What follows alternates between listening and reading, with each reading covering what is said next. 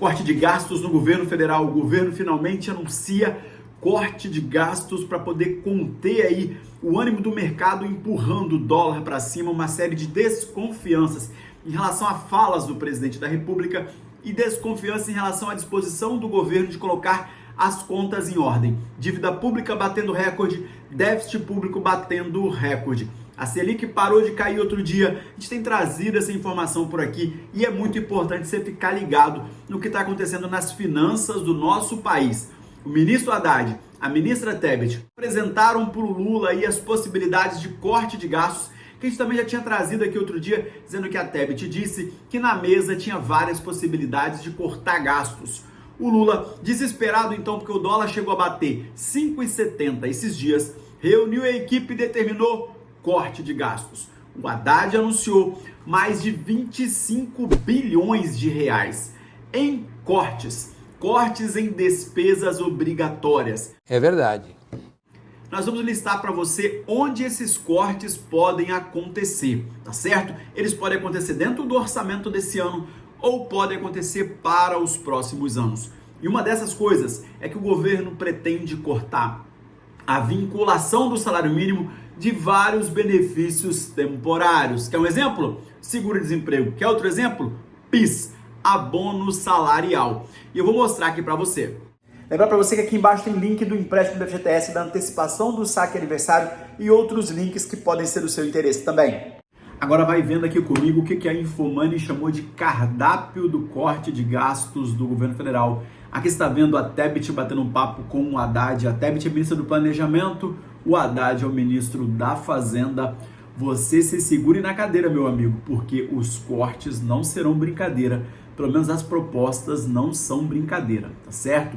É uma agenda que de vez em quando volta. A gente está sempre falando aqui, de tempos em tempos, essa conversa volta. Então vamos lá.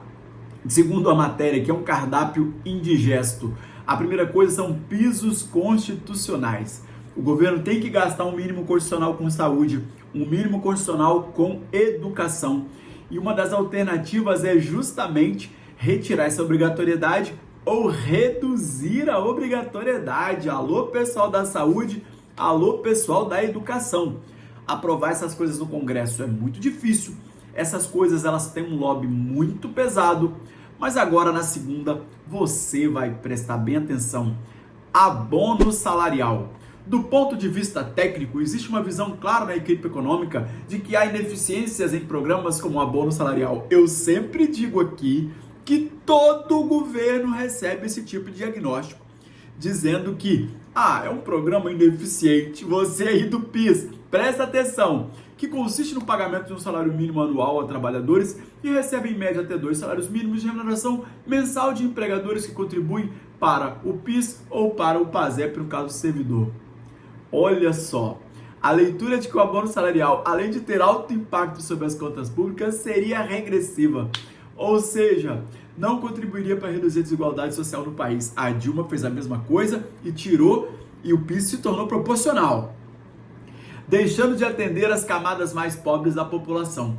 Isso porque o programa só contempla empregados formais, e eu também digo isso sempre aqui, empregado formal está se tornando a minoria no país, e se estende até 2 salários mínimos, que faz com que uma família de 2 pessoas com essa renda, que não representa a base da pirâmide, tenha direito a 2 pagamentos anuais. Vai vendo o que pensam aí, ó. Uma família com 2 pessoas que ganha até 2 salários mínimos são pobres. São pobres. Mas os caras não pensam assim. Olha lá, a equipe do Haddad. No caso do abono salarial, a despeito da regressividade, há um entendimento de que acabar com o programa é politicamente muito sensível, e eu confirmo isso para você. É politicamente muito sensível. Cadê o Janones? Vamos ver o que o Janones vai falar, porque o Janones apoia o governo. E ficava aqui fazendo vídeo para ganhar, né? O objetivo do Janones não era ajudar ninguém, era só ganhar notoriedade para depois, né? Vocês sabem o que aconteceu com o Janones, né? No caso do abono salarial, a despeito da regressividade, tá bom? Uma alternativa nesse caso seria estudar uma espécie de meio termo, como foi feito nas mudanças recém-introduzidas pelo saque aniversário do FGTS. A ideia seria oferecer um pagamento antecipado em frente ao benefício do trabalhador, mas com algum desconto sobre o valor total. Olha as ideias. A terceira proposta do cardápio seria O orçamento executado em 2023, 40 bilhões BPC idoso, 50 bilhões BPC com pessoas com deficiência e 48 bilhões seguro-desemprego.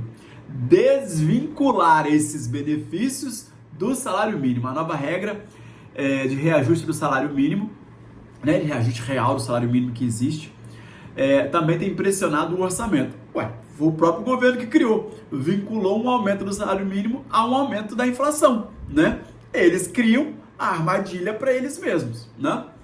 E Fundeb, alô pessoal da educação, olha lá, outro caminho relacionado a uma redução das despesas com pisos condicionais com educação, tal. Você reduziu o Fundeb? Os caras mesmo que lutaram para ter o Fundeb anos atrás. E eu não vou deixar você esquecer que o Haddad era ministro da Educação quando se criou o Fundeb, que o PT apoiou a criação e lutou aí pela criação do Fundeb. O Fundeb foi criado no período do governo Lula. Então, como é que se reduz o Fundeb? A base eleitoral desse pessoal está muito ligada aí a professores e tudo mais. Gente, não é brincadeira não, tá? As medidas anunciadas, as medidas propostas, as possibilidades não são brincadeira não. Previdência dos militares, então os militares apoiaram o governo, né? Alô, milicada, olha aí, ó. Orçamento, 23 bilhões em 2023, com pensões, 32 bilhões com inativos, então seria mexer aí também na pensão dos militares. O que você achou desses 5 itens? E eu quero frisar para você o PIS e o BPC e o seguro-desemprego, que eles querem desvincular. É terrível. As propostas não são brincadeira. As propostas atingem a população mais pobre. A população pobre. Não é proposta para classe média, não é proposta para rico. São propostas difíceis. Eu estou rindo aqui lendo da proposta, não estou rindo das pessoas de jeito nenhum. Mas tem coisas aqui nessas propostas que a gente está sempre avisando. Todo governo volta com essas histórias, por exemplo, do PIS. E o BPC, a gente já trouxe o vídeo aqui, mostrando que o BPC recentemente teve um aumento muito grande no número de beneficiários. E isso acendeu o alerta lá na equipe do Haddad. O que você achou disso aqui? 25 bilhões de reais de corte. Porque o governo anda gastando cada vez mais, não corta ministério, não corta nada, não corta emenda, não corta nada, só corta nessas coisas. E aí, você me diz aí, o que você acha? A gente vai acompanhando isso aqui. Acho que muita coisa disso aí é difícil de passar no Congresso, muito difícil de passar no Congresso, mas é o governo que tem que dar o exemplo e começar a cortar despesa. Vamos acompanhando isso aqui, vamos acompanhando essa possibilidade de um corte bastante grande em benefícios sociais. Você está junto com a gente? Aquele abraço e até a próxima.